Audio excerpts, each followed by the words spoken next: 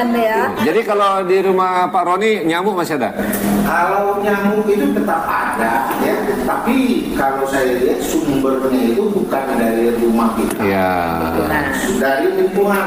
Nah berarti tadi masuk kita ke langkah kedua, pengelolaan lingkungan. Jadi kalau cuman perilaku kita aja yang kita ubah, lingkungan nggak dimodifikasi, sama aja ya kan, gitu kawan-kawan. Keren ini ya. Ini ilmunya mahal, biasanya kalau per jam ini 900 ya. 900 nih per jam kawan-kawan, tapi ini gratis kali ini, gratis. Biasa nih, kalau sekali panggil nih, lelaki-lelaki dan wanita-wanita panggilan ini, sekali panggil nih per jamnya 900 kawan-kawan, ini gratis ya. Kita dengar dulu dari Vera ya. Hari ini bintang tamu kita Vera ya kan? Tadi dia dikasih mic, bintang tamu kasih mic. Kalau yang dua lagi mic-nya dari kamera ya. Ya gimana? Nah, kalau Vera gimana di rumahnya udah berpihak kepada kesehatan? Kalau di rumah ya udah pasti ya. Contohnya, contoh. Kalau yang terkait tadi loh, nyamuk, tikus, kecoa, lalat itu. Ya pasti pengelolaan sampah domestik ya. Pasti itulah yang pasti. Kalau rumah tangga kan itu ya. Itu kemudian kalau nyamuk ya hampir sama dengan Pak Roni ya. Ya kalau dari rumah sendiri sih kayaknya minim sekali ya, nggak ada. Yeah. Tapi memang kalau lingkungan, apalagi ditambah dengan kalau lingkungan ya banyak faktor ya, banyak pihak yang perlu kita ini ya. Enggak, ini kita belum masuk lingkungan, masih perilaku dulu. Kalau perilaku sih ya. Misalnya banyak pakaian tergantung, itu kan jadi sarang nyamuk kan? Ya kan? Lagi. Oh udah, nggak ada kawan-kawan, nggak gantung baju. Sampah domestik sudah. Ya, sampah sudah. Ya. Sudah pada top. Jadi kawan-kawan kalau ada gantung baju di rumah itu gantung sampai lama ya kan, apalagi sudah bau itu kan, itu nyamuk paling suka.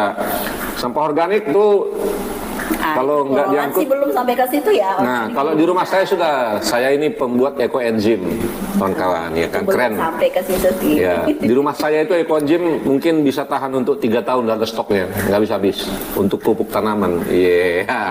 Sekarang kita masuk ke modifikasi lingkungan, ya kan. Modifikasi lingkungan gimana ya secara umum kita lihat ya di wilayah kita lah ya. Saya masih melihat sampah berserakan di sekitar lubang sampah. Ya kan? Sampah tidak dibuang pada tempatnya, gitu kan? Iya. Terus lingkungan paret-paret nggak jelas, ya kan? Paret-paret tapi nggak berfungsi. Nah, paret tapi nggak jelas, gitu. Kemudian banyak juga orang yang menggunakan paret untuk tambahan rumah, ya kan? Di semen untuk jualan.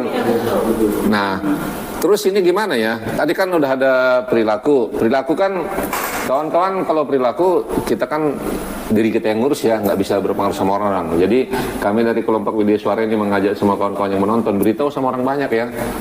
Jadi ubah perilakunya kalau dia mau sehat kan. Perilaku itu tadi banyak kan, perilaku banyak, termasuk tadi perilaku. Ini kan kita perilaku tentang nyamuk, hewan-hewan pembawa penyakit ya. Nah kalau lingkungan ini, iya, sini kak, sini lo kak. Masuk ini senior kami kawan-kawan. Sini kakak, sini lu kakak, sini kakak dulu, sini sebentar, ada kamera di sini kakak. Ini kakak, kami kenalkan. Ini ada kakak senior kami kawan-kawan ini, namanya Kak Juaria. Kalau udah datang kakak ini, tenang kami rasa dunia. Ya, berarti udah aman, di luar dan di dalam udah aman.